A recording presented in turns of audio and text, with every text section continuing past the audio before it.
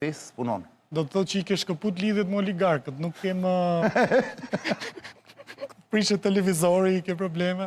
E imaginon sigur të vi një moment në Shqipëri për shembull që ata që flasin keq për këta, që ti i quajnë oligark, që për mua janë thjesht klientë në fakt. Sigurisht. Klientë qeverisë janë. Të bëjmë bllokadë për shembull, mos shesin më televizora. Shumë me target me S'ka gjë të vesh kamerë këtu? Filani nuk do të shesësh mas televizor, zero. Në fakti që s'ta ka rregullu. Dhe bukur është që si bën njerëzit për shumë momente që nuk do kenë mundësi të kenë akses për marrë televizor, ta procesin jashtë, vjen nga jashtë? Jo, më e vjedhin. E vjedhin. Shumë më lehtë. Po ku e vjedhin? Ta i që i sjell nga jashtë. Po që vështirë të vjedhësh në marketojnë dritë. Të shti mos të mund që për shqiptarët pësë është e vështirë dhe për asnjë popull tjetër. Ti e di që ajo gjëja e mohuar është më e shishme. Pra të rikthehemi thua aty, tradita jonë e vërtet. Sigurisht që është tradita e vërtetë e çdo populli. Thjesht disa pasurohen aq shumë sa që nuk ka nevojë të vjedhin, fusin tjerët për të vjedhur. Tamam. Jemi në rregull. Po shifja sot e vore, po shifja jo e po ke gurit e këto që ka thënë Trumpi. Ti beson këtyre natë e fundit këto, mos besoj fare. Jo, unë them që po ta kthej Iranin në epokën e gurit është mirë, se në epokën e gurit Irani ka qenë qytetërim i lullzuar. Do të ishte e levërdishme për Iranin. Që ishte egzagerim kjo. I beson ti këto? Po, që në momenti kur e prekën Trumpin ata priftrit, po i jepnin energji, e futën të këto çështjet dhe kërcënimet apokaliptike fetare. Edhe nuk e çfarë ti besosh. Këtë fjalën eskatologji, dritë, si mund t'ja shpjegojmë shqiptarëve më thjesht? Eskatologji. Eskatologji janë këto parashikimet që kanë fetë në lidhje me fenë e tyre. Për shembull, iranianët besojnë që një ndër imamët është fshehur dhe do të shfaqet në ditën e fundit. Disa nga këta tjerët besojnë që do të ndërtohet ai tempulli dhe do të zbres shpëtimtari. Këta e brejnë këta me këto... Janë e brejnë... Këta kanë që presin Mesian? Janë e brejnë dhe një pjesë e evangelistëve e protestantëve që janë të infiltruar në këto mendimet me funde bote apokaliptike. Po pra, eskatologji pra të shkon në mendje direkt fundi botës. Jo, janë parashikimet fetare. Po pra, po që përdoren, e kanë vënë re që përdoren shumë njerëz në analiza politike ose gjeopolitike. Po e përdorin, ideja është të mos përdoret kështu në mënyrë të inflacionuar që ta përdorësh vend e pa vend, po janë fetë përkatëse që kanë parashikimet e veta. Pra Irani ka imam Mediun, këta tjerët ndërtimin e tempullit. E kështu po shpresoj që Irani ka imam Mediun. Që? Imami që u fshe, nga 12 imamet ishe njëri që u fshe. Mediu që? Mediu. Jo ai Mediu që mendon ti. S'do të ngatruar me Fatmirin. Është me ditë tjetër. Dhe një pjesë e komandantëve Shia, që janë këto komandantë e forcave të milicive, mbajnë atë titullin Mahdi, për nder.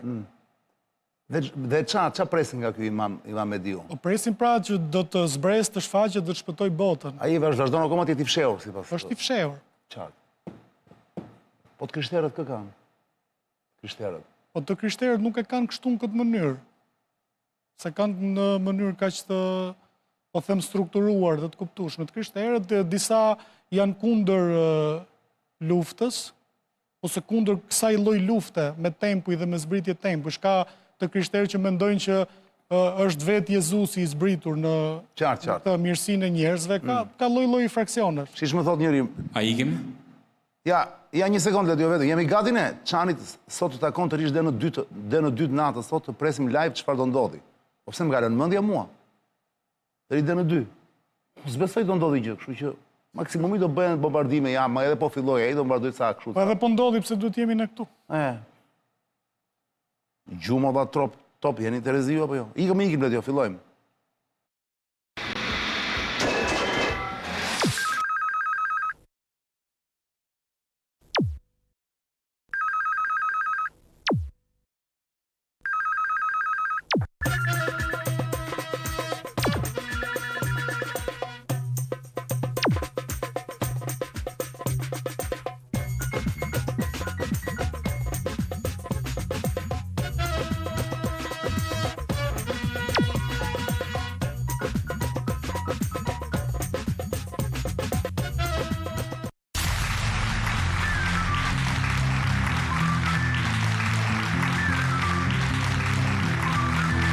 Përshëndetje toksor, përshëndetje toksore.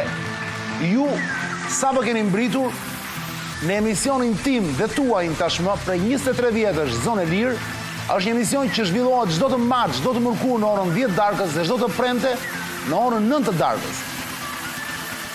Mund ta shikoni këtë emision live te kjo faqe këtu në YouTube, Zonë e Lirë Official, mos harroni të bëni një subscribe. E di që jeni të kursyer, nuk ju bën gishti, por nga ndonjëherë provoni se edhe gishti merr kënaqësi. Provoni një herë. Se jeni mësuar zakonisht që të marrë kënaqësi vetëm ajo që prek gishti. Jo, nga ndonjëherë kënaqet dhe gishti. Provoni. Pam, subscribe. Me qëra fjala, sonte është data 7 prill, zëvëna zotrinj, ishte Pënjishi, pjesa e parë. 7 prill 2026. Dhe me Indrit Vokshi në studio, Indrit mirëmbrëma. Mirëmbrëma. Do flasim pas pak minutash për 7 prillin 1139, që i thonë sa vite? Ma bëj llogaritë thjeshtë Indrit? Unë kam qenë me Partinë Euroatlantike, nuk jam mirë matematik, do gaboj. Çfarë përvjetori është 1139, 2026, kush e bën i pari? Të ma shkruaj në Totus. Te ky QR kodi që do nxjerrë Ledio në ekran tani, bëni një skanim, bëni një login dhe bëni pyetjet tuaja. Ndërkohë ma jepni dhe informacionin çfarë përvjetori i bie të jetë ky pra i pushtimit të Shqipërisë 1939, ishte 7 prilli në atë kohë, 1939 kur hyri Italia në Shqipëri.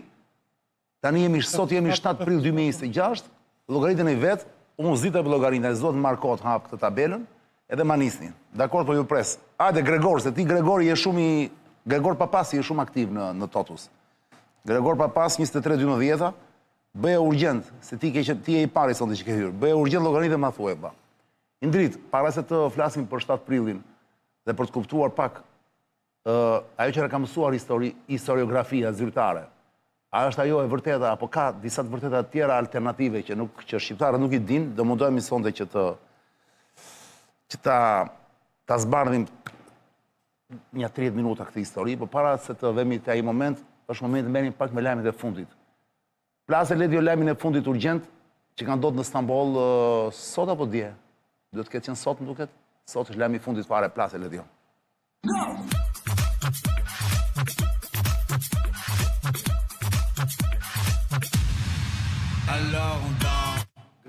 Pushtimi i Shqipërisë nga Mussolini, e morën vesh Gregor, sa vite bëhet pra? Sa vite? 7 prill 39, 7 prill 2026. Këtë më thuaj, bë llogaritë e manis, vetëm një shifër. Indrit, para se të t'ja fjalën, le të shikojmë këto imazhe, më duket se Ledio shpresoj mos i ketë hequr zërin, sepse janë imazhe dëgjohen armët, ishin ja 5 veta të armatosur. Nuk kuptohet, s'kemi lajme se kush e ka bërë këtë sulm ndaj konsullatës së Izraelit në Stamboll. Ndërkohë mësohet që konsullata në Stamboll ka qenë e mbyllur, nuk ka pas njëri brenda. Ndërkohë që është bërë një lloj guerile e vërtet sot në rrugët e Stambollit. Dhe ka rrezik, jo ka rrezik, po konsullata s'mund të jetë periferi i Stambollit, duke që ishte në një zonë urbane në qendër të Stambollit. Shikoni dhe rikthehemi në studio me Indrit Vokshin zonën e 3. I frikshëm ishte si ja.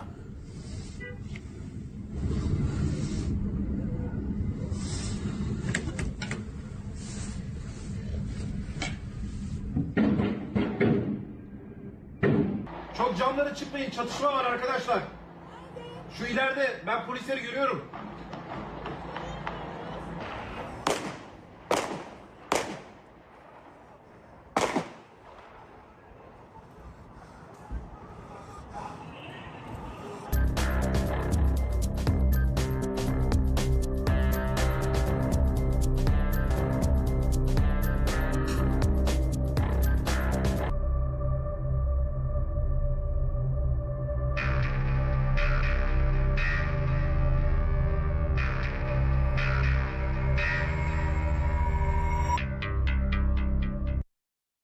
Ndërkohë, mësohet që të 5 këta personazhe të armatosur që qellonin janë vrarë sot nga forcat e policisë turke, por ndërkohë thuhet që janë vrarë edhe një 3 policë që ruanin konsullatën.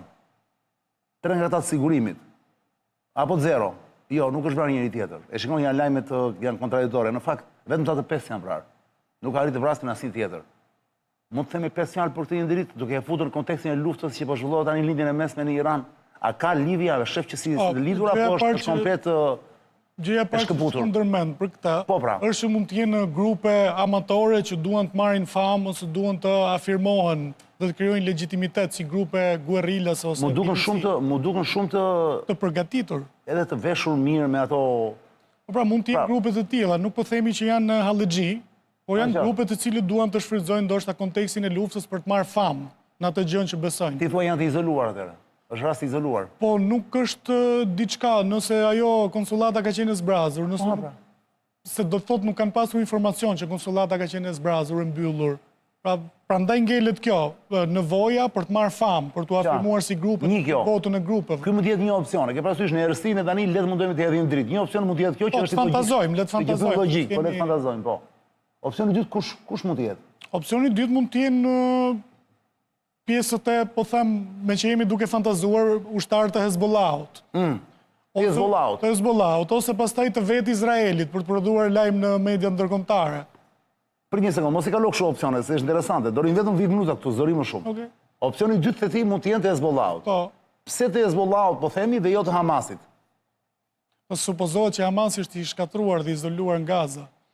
Supozohet, po të gjithë e dinë që nuk është shkatruar. Shko, ne jemi në fantazi. Në fantazi pra jemi, e themi tani jemi duke marrë me opsionet. Pra mund të jenë Hezbollahu, Hamasi, Al-Nusra, Bedri, që është një organizat në Irak, secila organizat që vepron në lindjen e mesme. Mund të jenë dhe vetë të Izraelit për të prodhuar lajm ndërkombëtar. Dhe interesante është që këta tipa nuk besoj se janë tipa kamikaz, pra që kanë vajtur atje për të vdekur. Si mund të bëjnë një operacion të tillë në mes të Stambollit ditën?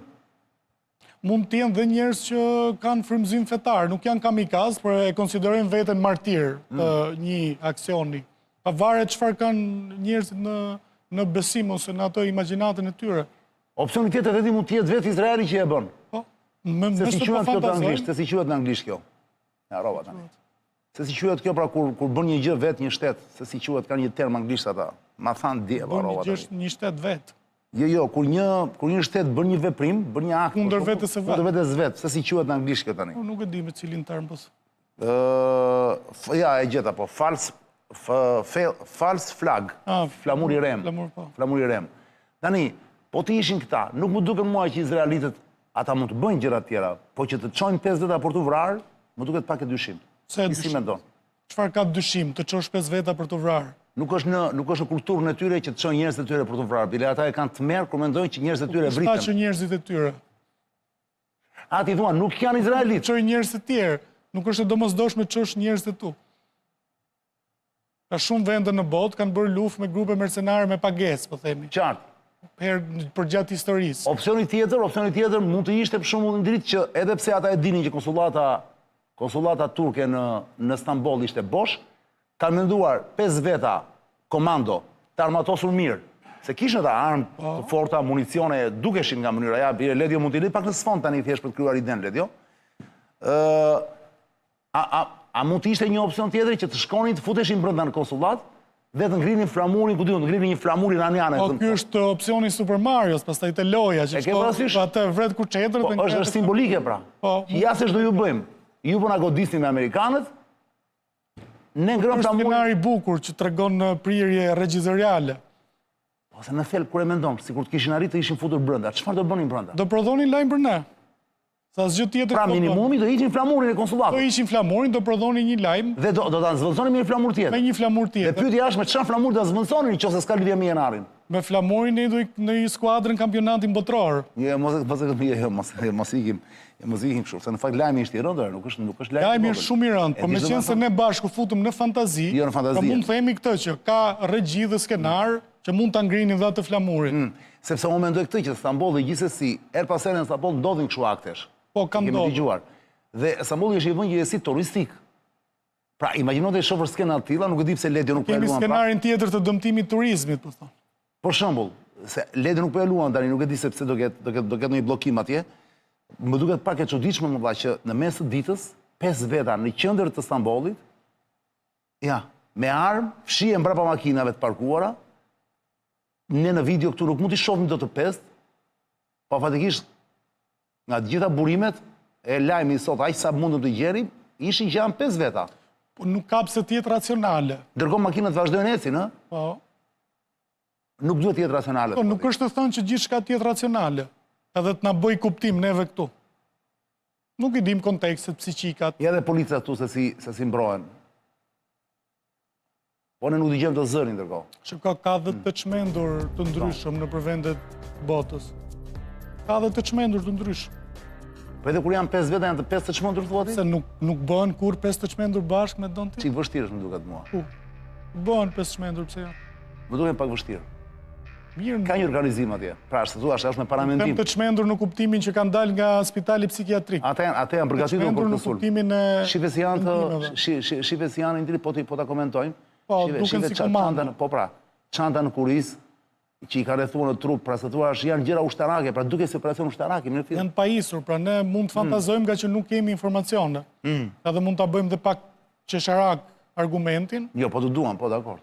Po ne po e bëjmë gjithsesi, se ne nuk kemi informacione. Janë shumë kurios ta dinë çfarë zone është në Istanbul. Nuk e kuptoj mirë.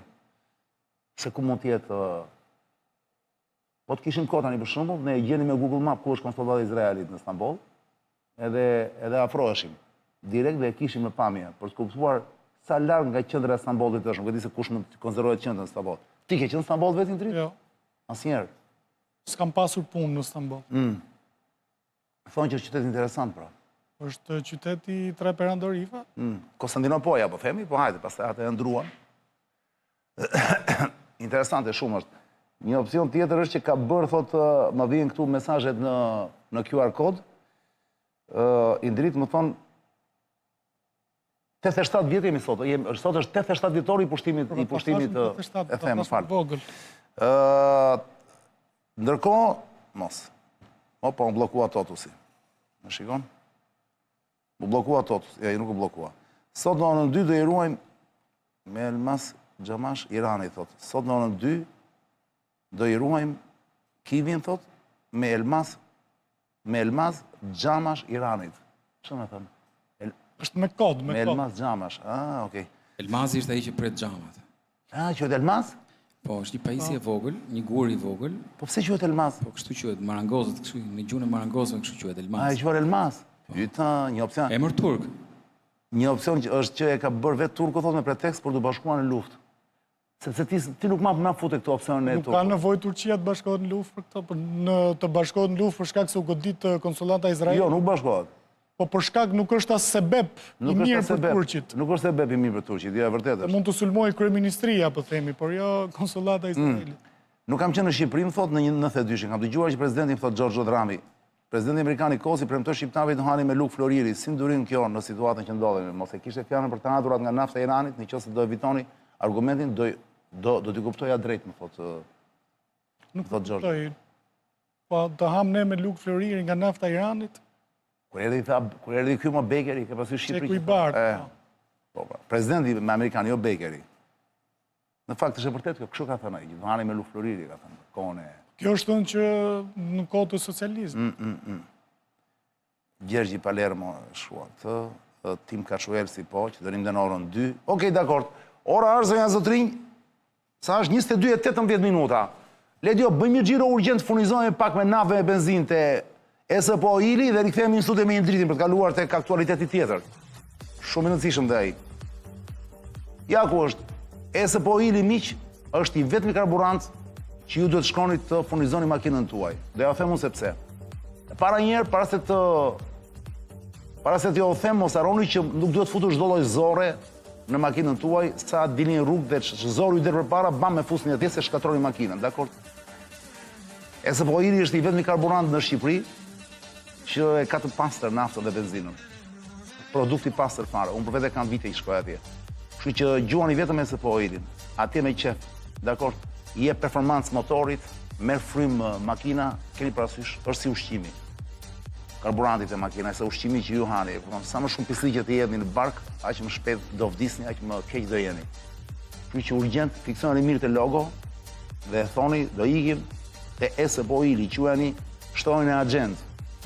Dakord, sa herë që ju vjen fundi karburantit, ndryshe do bëni check motori.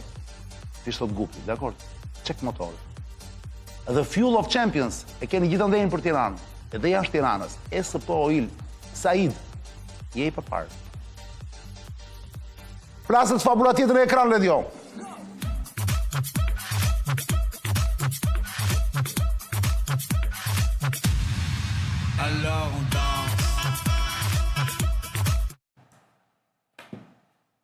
Indrit Vokshi, në fakt, lajmi që presin gjithë dynjaja sot është Trumpi qa vendimi do marri me orën 8 të darkës me 8 darkës atje i bie ora 2 e natës tu.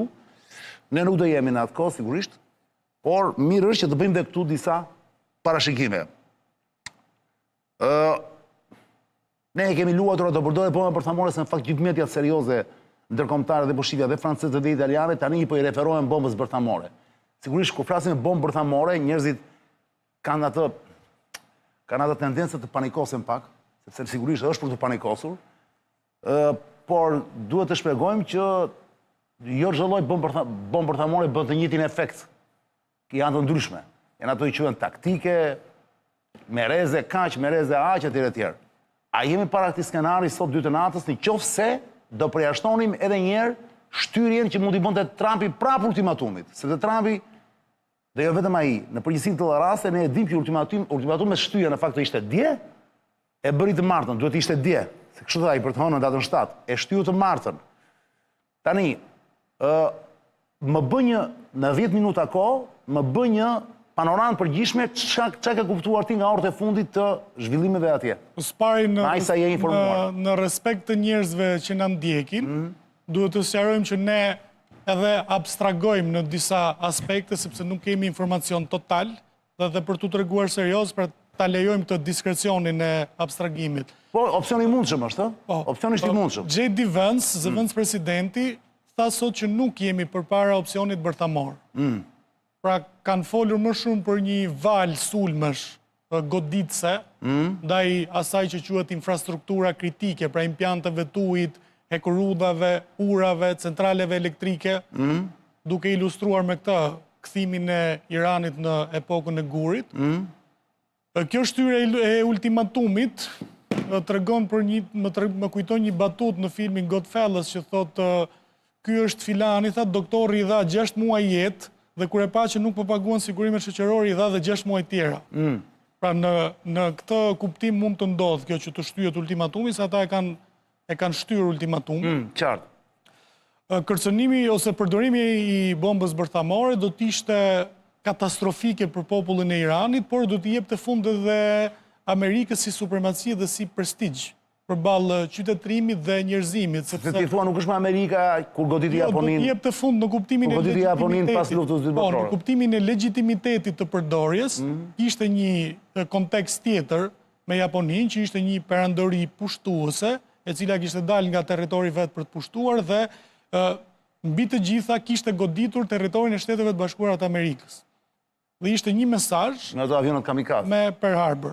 Dhe ishte një mesazh për të thënë që kush godet territorin amerikan merr këtë përgjigje, sepse Amerika sapo ishte futur në lojën e fuqive të mëdha dhe thonë që zenxhini i ri është dhe i egër, sepse tenton të ka të urin dhe tenton të konfirmoj vetveten. Edhe tani Irani ka goditur disa baza amerikane në rajon. Jo, nuk është më ai kontekst. Jo qarqape kanë pavarësisht se në doktrinën atyre goditja bazave amerikane quhet goditja e Amerikës, por nuk kemi dalë në ato opsionin dhe nuk ka më legjitimitet përballë njerëzimit, sepse pyetja do të jetë për çfarë godet me bombë bërthamore. Sepse ata kanë mbyllur një nga gjërat, kanë mbyllur Ormuzin. Po pra, kanë mbyllur ngushticën e Ormuzit, ngushtica e Ormuzit ishte e hapur, u çua nga skenari që do të rrëzojmë qeverinë e Iranit tek hapni ngushticën. Pra, por Amerika nuk ka qenë vetëm këtu. Barack Obama ka arritur të ndërtojë një marrëveshje me Iranin. Do të ketë me vete dhe Kinën dhe Rusin dhe t'i ullë në Zvicër në marrëveshje. Qartë, mbajmë atë pra moment. Ka pasur dhe president të tjerë të cilët kanë vepruar ndryshe. Është një president tjetër i cili e vlerëson ndryshe, por bomba bërthamore, vetë lufta ja ka ullur pak legitimitetin në Europë. Pra ne përshojmë sjelljen e shteteve të Europës, të Francës, të Britanisë, të Gjermanisë, të Austrisë. Pra vetë mënyra se si ka bërë luftën, pa u konsultuar, pa bërë atë luftën me perëndimin kolektiv, pra duke marrë aleat me vete, ja ka ullur legitimitetin në Europë. Jo vetëm në Europë, por edhe brenda vendit. Kjo është pjesa politike. Para se të vemi atje, rrim njerë tek opsionet teknike. Ledjo më duke se ka disa mbulime, Ledjo të lutem luaj që me mbulimet që ke, këtë e pam. Kjo është deklarata e Trumpit që se mund e lexosh Ledjo, sepse unë e kam shumë larg. Një qytetërimi tërë do të vdes sonte për të mos u rikthyer më. Nuk duaj që kjo të ndodhë, por ndoshta do të ndodhë. Megjithatë, tani kemi ndryshim të plot dhe total të regjimit, ku mbizotrojnë mendje të ndryshme, më të zgjuara dhe më pak të radikalizuara. Ndoshta mund të ndodhë diçka revolucionare, e mrekullueshme. Kush e di, do ta zbulojmë sonte, një nga momentet më të rëndësishme në historinë gjatë dhe kompleksit botës. 47 vjet zhvatje, korrupsion dhe vdekje. Më në fund do të marrin fund. Zoti i bekoft. Zoti e bekoft popullin e madh të Iranit. Tani, për te retorikës i përdor Trumpi, dakord? Që duke dhe ashpër dhe pastaj do më thënë edhe sikur e zbut pak. Mendjet njerëzore shkojnë te bomba bërthamore, në fakt nuk e di sepse shkojnë atje, sepse ai realisht ka thënë që ne do i bëjmë infrastrukturës, deri tani e kemi kursyer. Dhe kur thot infrastrukturë, Ledio ka një po ky thot Ledio që të ecim pas hapi. Pra ky është lajmërimi i fundit që kryetari i parlamentit Iranit Kalibaf përgjigjet ultimatumit 48 orësh të Trumpit. Çfarë i thot? Është Trump ai që ka 20 orë kohë që ose të dorëzohet Iranit ose aleatëve të tij, ose aleatët e tij do të kthehen në epokën e gurit. Ne nuk të riqemi. Dhe aleatët e ka fjalën për vendet e gjirit, ëh? Bukur. Tani, Ledio, ndërkohë ke një listë atje se cilat mund të ishin, cilat do mund të ishin. Jemi gjithmonë cilat do mund të ishin goditjet që Trumpi i quajnë fundi i civilizimit. Pra ai se ka që do vrasi njerëz kot civil, për mendimin tim. Po, këtu për shkakun kemi një listë që nuk e di a do jetë kjo e saktë apo jo, por mund të jetë shumë afër, le ta themi, dhe si shikojmë janë anglisht ato. Isfahan, Kurudha janë ato të para. Urat e Komit dhe Tabrizit dhe Ishulli. Po, dhe deri pra një 5 e Kurudha. Bridge, domethënë ur në Qom, nuk e di ku bie Qomi. Qyteti i shenjtë. Është qyteti i shenjtë Qomi në Iran. Po, ur në Tabriz dhe i famshëm ky Ishulli Karg. Ky ishulli i famshëm që kalojnë, që së thua mban stokun e 90% të gjithë Hormuzit. Kalojnë atje. Tani, në qofse Trumpi i referohet, për ta bërë bisedën sa më, i referohet pikërisht kësaj lloji infrastrukture. Sigurisht mund të ketë të tjera, ai për shembull siç i rasti ai urës më të madhe në Iran para disa ditësh, aty ka janë edhe këto urat e tjera, po një urë i raj në një qytet se si quhej qyteti, harrova emrin tani. Karaj më duket, Karaj, një gjë e tillë po. Tani, shto këtu për shembull dhe disa nga autostrada kryesore, ku lëviz përveç civilëve edhe ushtria iraniane, për të vajtur veri, jug etj. Mund të godas dhe autostrada, dhe bëj kështu vrima të mëdha, bombardimet që bëjnë për shembull ku diun e kanë rrezën shumë të madhe që bëjnë një grop të madhe në autostradë, nxjerrin jashtë loje. Mund të jenë disa aeroporte që ai akoma nuk i ka goditur. Mund të jenë se këtu si kemi ne centralet elektrike për ta kthyer në një masë më të madhe, jo totalisht, Irani në errësirë i ndrit. Pra, a i quan ti këto njësoj si në mendjen e Trumpit ndoshta fundi i civilizimit? Jo. Po pse? Po se ato i ndërton Kina për një vit. Po pa marrë një vit të rish në errësirë. Në errësirë. Po nuk është fundi i civilizimit, është dëmtim, sepse të rish një vit në errësirë është dëmtimi i interesave, dëmtimi i popullsisë, dakord? Po me që pyeta është fundi i civilizimit. Ti thua jo se Kina e ndërton të gjitha të gjë për brenda vitit. Nuk është ky, nuk konsiderohet prishja disa e kurudhave fundi i civilizimit ose i disa urave. Pra ti thua Trumpi egzageron kur thua është fundi i një civilizimi? Pa ti thonë Rubio, tha kjo është mënyra se si ky president bën diplomaci, kur nisi të kërcënonte këto Kanadan e Grenlandën dhe këto shtetet e tjera. Që e ka të takon që e fryn Trumpi. Kanadan, se në Grenlandë që egzageron, pinguinët.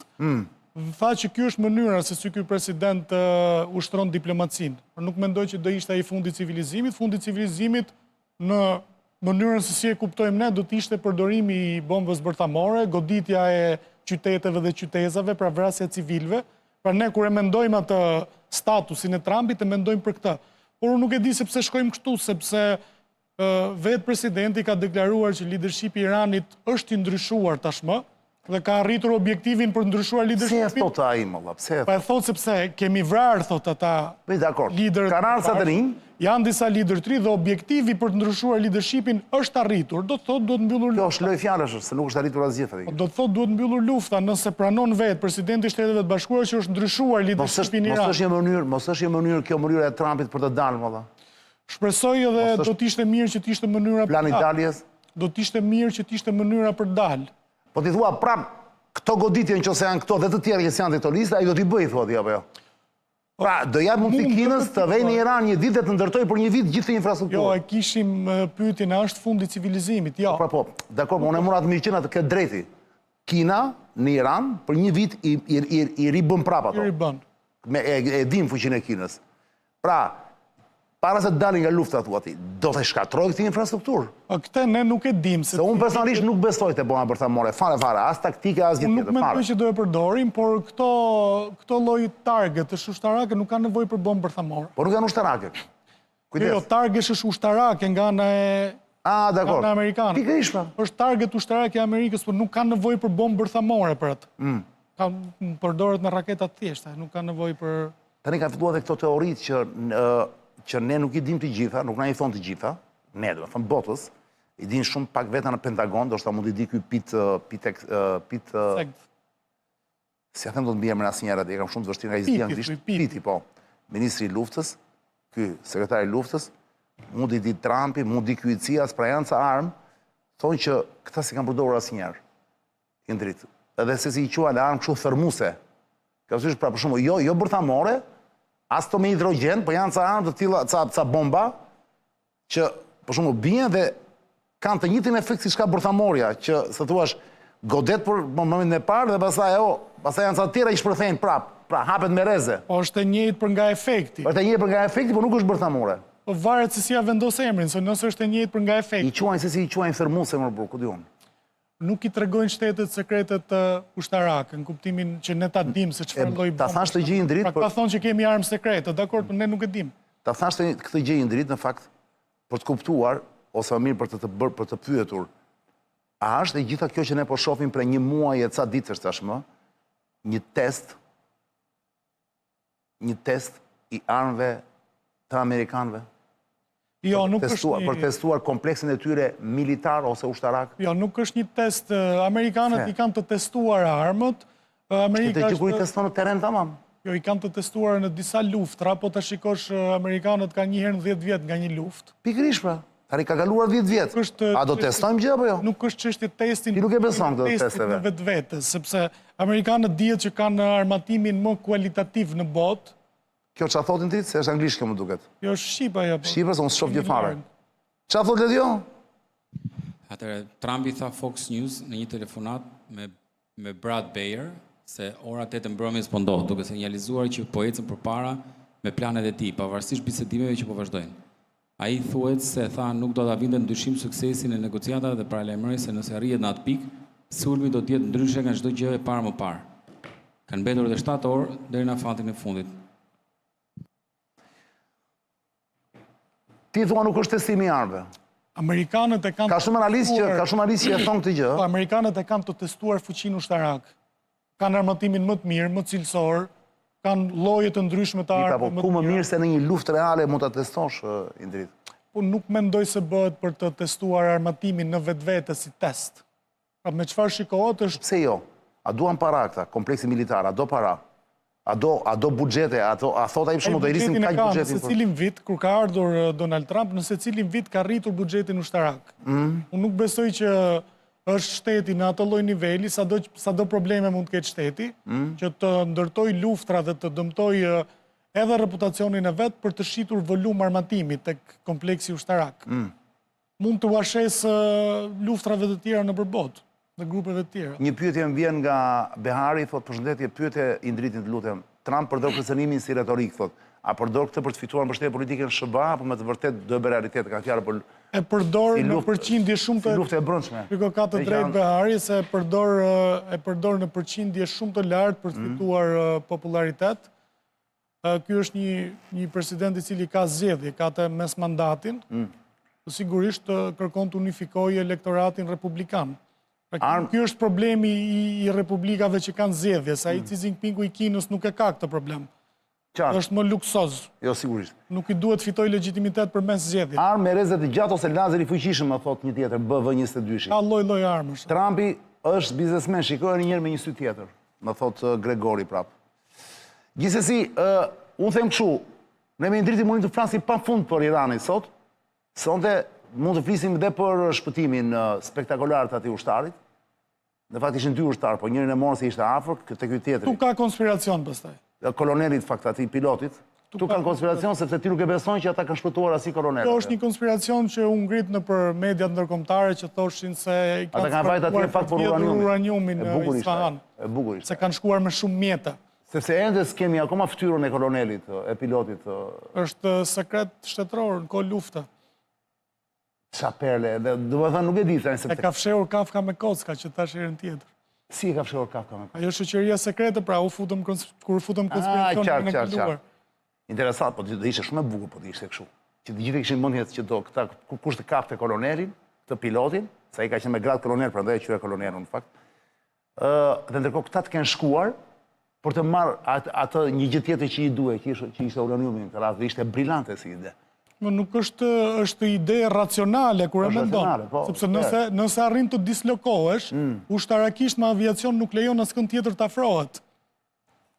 Pra nëse arrin të dislokohesh në një qytet, ushtria, komsëria nuk mund të afrohet, sepse ke mbrojtje nga aviacioni. Nga lartë. Qa pere. Është teknikisht në rregull nëse është e vërtet. Por për Ta marrin vesh momentin është ndonjëherë? Ta marrin vesh ndonjëherë? Kur të hapen ato dosjet e CIA pas 50 vjetëve, Të thua kjo do klasifikohet si e tillë? shiko, CIA është agjenci serioze. A se vënë dyshim, po për shembull hynte ato të 50 vjeçaret, kjo gjë apo mund ta marrin vesh momenti që po themi palët të riqen nga lufta, kështu mund ta Nuk nxjerrin. dalin kaq shpejt këto lloj operacionesh. Po për shembull media do kërkoj këtë pilotin cili është, ku është? Do e kërkoj media? Por Apo dhe ai mund të gjendë një pilot që dali dhe të bëjë intervistë, thotë jasi rash, jasi ishte. Ai bën sozi Saddam Huseinit. Qartë. Ideja është kjo, për te çdo batute, shoqëritë demokratike kanë dhe median dhe transparencën, po kanë si çdo shtet tjetër edhe nevojën e sekretit ushtarak dhe sekreteve të sigurisë. Operacione psikologjike. Çfarë pele do ishte? Çfarë është jo ledio tani, janë me fundit to? Si është deklarata e IRGC së Iranit, vetë përmbajtja ka mbaruar. Përgjigjja jonë tani do të kryhet pa asnjë konsiderat, duke i provuar SBA-s dhe aleatëve të saj dhe aleatët e saj nga nafta dhe gazi për vite me radhë. Nëse ushtria amerikane kalon vijat e kuqe, përgjigjja jonë do të kalojë kufijtë e rajonit. Faleminderit Ledio. Po ta vësh re në fakt. Nga gjithë deklaratat që bën këta iranianët, po ta vësh re, duke sigur gjithë hallin se kanë me amerikanët për i godasin, as në Izrael, ne kanë me vendet e gjirit. Pra, po ta vësh re, këta po kërcënojnë Trumpin, që shiko, ti mu ta bësh, po do ikin për lesh gjithë këto që do i bien gjithë tyre shkripëzimit, tyre që mban Arabinë Saudite, këto vendet e tjera, këto Emiratet e tjera. Pasë thua, këta po kërcënojnë që ne do godasim aleatët e tu deri në atë pikë sa ti s'do imagjinosh dot. Po është logjika e doptit, pra logjika e luftës guerrile. Çdo luftë guerrile në botë ka qëllimin që jo ta mund kundërshtarin që në këtë rast është më i fuqishëm, por t'ja bëj të palevërdisshme luftën. Dhe kjo është një logjikë guerrile që e përdor një shtet për t'ja bërë luftën të palevërdisshme. Nuk mundet Irani në asnjë rrethant të mposhtë Amerikën ushtarakisht, thjesht gjen mekanizma si bllokimi i ngushtisë së Hormuzit ose goditja e vendeve të gjirë. Pegmarrje që se vëre. Është një lloj pegmarrje, tentativë për pegmarrje. Është mjeti pra ti vërtet mund të më vrasësh mua, po para se më vrasësh do të ke marrë peng fëmijën. Është mjeti i doptit, është logjika e gueriljes. Dhe mund ta bëj Irani pra. Po, ka treguar që e bën, sepse veprimet e para që bëri, goditi shtetet e gjirit. Ajo që është interesante për të kuptuar në fakt, është që nëse vjen puna deri atje, a do jetë vërtet kataklizmo, pra do jetë një gjë vërtet e tmerrshme, nëse arrin të godasi këto uzinat, fabrikat, uzinat, si quhen këto të shkripëzimit të ujit. Po e tmerrshme sa duke qenë se atje janë miliona njerëz që jetojnë pikërisht me ujin e detit të shkripëzuar. Që kanë ato rafinerit, ato që i kthejnë ujin të pishëm. E tmerrshme do jetë lufta i ka këto. Kur zjat lufta këto ka. Nuk ka as balet, nuk ka as vallëzim. Dhe interesante është kuptojmë drejt që kjo luftë ne na mësojnë një gjë, ne, do të thënë botës tjetër, që na mësojnë një gjë që çujtërisht me gjithë miliardat që kanë këto vende të gjirit. E kanë fjalën për Arabinë Saudite, për Emiratet, për këto Kuvajtin, Omanin, këto vendet e pasura që janë atje. Miliarda. Pra, zhvillimi pa parë, dhe mos në Emiratet, zhvillimet që kanë, dakor, çfarë bëjnë, kur vjen puna, nuk pas kanë qenë të zonjat që të mbrojnë shtetet e tyre në raste të tilla. Pastaj thua, ato sot do të ishin një mburoj hekuri në qiellin e tyre. Pra nuk duhet të bëjë fjalë fare që ato të kërcenoheshin. Si ka mundësi? Me gjithë ato miliarda që kanë. A ma shpjegon do të? Unë do ta shpjegoj Katari, Bahreini, Kuvaiti, Emiratet, janë të gjitha të marrura tani nga desalinizimi, që në Shqipë është shkripzimi, pra ujin e kripur detit e kthej në ujë të pishëm, dhe po t'i bie shtyre impianteve, atje nuk e di si do jetojnë, pra ne jam kurios ta di, si do mbijetojnë popullsia atyre vendeve në momentin që s'do kenë ujë të pishëm. Do të ketë krizë humanitare. Pikërisht. Saudi varet Kuvaiti vetëm ka pas një reagim sot. Saudi varet vetëm rreth 10% të ky proces për ujin, thot Katari mbi 80%. Si Saudi varet vetëm rreth 10%, do të thënë që Saudi mund të jetojë dhe pa këto. Po nga e ka burimin tjetër Saudi nuk dihet gjë. Ja, Saudi për shkakun që është më i madhi atje, nuk di sa janë ata, janë 30-40 milion, se janë në Saudi. Shumë janë ato. Ja, për shkakun ky është një lajm që nuk e dija, se unë Saudi mendoja që do varej pikërisht nga këto, nga këto uzinat e impiantet e shkripzimit. Ato janë komplementare në kuptimin... Nuk janë ato që e mbajnë. Kanë jetuar njerëz... Atëre ky është një lajm pozitiv. Ndërkohë, Katari mbi 80%. Pra Katar bëhet nami. Në momentin që godasin iranianët. Është krizë humanitare, nëse goditet këtu. Ato vendet unë do ta shpjegoj me një shembull shumë banalat. Nëse ma lejon. Patjetër. Është një lloj, sikur një person ka shumë para, bën jetë luksoze dhe jeton në mes të bllokut, por nuk mbrohet dot nga një person që ka më pak para, që rrin në Shkodër ose në Vlorë dhe që ka natyrë agresive dhune. Kështu janë dhe shtetet e gjirit në krahasim me Tiranin. Tamam, bravo, fiks. Pra rrin, bëjnë jetë mirë, kanë pasur lidhje me ekonominë, por s'kanë ndërtuar dot një mbrojtje për veten e tyre. Nuk i kanë kapacitetet. Ti e krahason me mbrojtjen, po ti mund ta krahasosh se ka ndodhur në Tiranë, për shembull, 10 në verë, me siguri pretendoj edhe këtë verë, gjithë rezidenca e oligarkisë në Shqipëri, oligarkisë, edhe unë e klientëve të qeverisë, njerëzve më të pasur, biznesmenët gjithë ta, 10 në verë për një muaj e gjysmë rresh, por mos thënë për 2 muaj, nuk ishte ujë. Dakor. Dhe vinin botet e mbanin botet me ujë, por nuk ishte ujë në rubinet dhe po ta vësh re, edhe kanalet e këtyre klientëve filluan të godisnin oshen. Pra janë klientët e gjirit dhe këta. Mund të quajmë. Është pak a shumë e njëjta gjë apo jo? Po, njëjta gjë. Dhe janë dhe këta që kanë pastaj janë të pambrojtur ndaj njerëzve, ndaj të fortëve. Janë një lloj të pambrojtur dhe këta si vendet e gjirit. Maksimumi më vjen mesazhi, nëse goditen këto të Katarit që varet 8% nga këto impiantet e shkripzimit, nëse goditen për shembull, duhet evakuojmë popullata tërësisht, do ikin në Saudi të gjithë në afat shkurtër. Se Saudi me sa duket prek vetëm 10% nga këto impiantet e shkripzimit. Po ndodh ajo se ajo të kanë ndodhur në Gazë aty. Prekja e burimeve të ujit. Edhe në Gaza më duket ashtu jetojnë me shkripzimin? Jo, kanë ndodhur them si krizë humanitare uji dhe higjiene dhe çfarë duash. Kanë ndodhur në rripin e Gazës. Ora është, zonja Zotrin, 10:43 minuta. Ne tani do ikim të bëjmë një xhiro. Më falni, të bëjmë një xhiro në Dorelan Radio. Dhe rikthehemi pak me Indritin, se kemi gjëra për të folur. Ndërkohë Ledio, hapi pak sy të lutem.